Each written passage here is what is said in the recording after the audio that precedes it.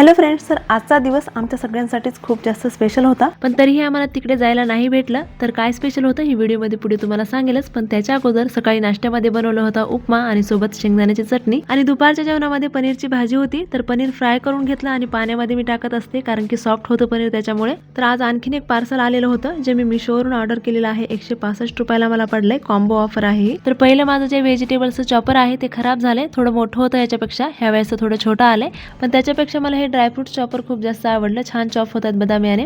त्याच्यानंतर मग मी गेले होते ब्लाऊज शिवायला टाकायला. ह्यावेळेस मी घरी शिवण्याचा कंटाळा केला तर बाहेरच टाकले होते. तर आता तुम्हाला सांगते की आजचा स्पेशल दिवस याच्यामुळे होता की आमच्या नवीन घराचं बांधकाम आता सुरू होणार आहे आणि त्याचंच भूमिपूजन होतं आज. पण मी आणि पल्लवी तिथे काही गेलो नाही. बाकी सगळेजण गेले होते. प्रिया आणि प्रक्षिता पण गेले होते. बाबा आले होते तिथे पूजा करण्यासाठी. तर आमची पण खूप इच्छा होती पूजेला जाण्यासाठी, पण ऐन वेळेलाच हे सगळं ठरलं होतं. तर आमचे कामं वगैरे काही नव्हते आवरले, तर त्याच्यामुळे आम्ही काही गेलो नाही. बाकी व्हिडिओ तुम्हाला कसा वाटला कमेंटमध्ये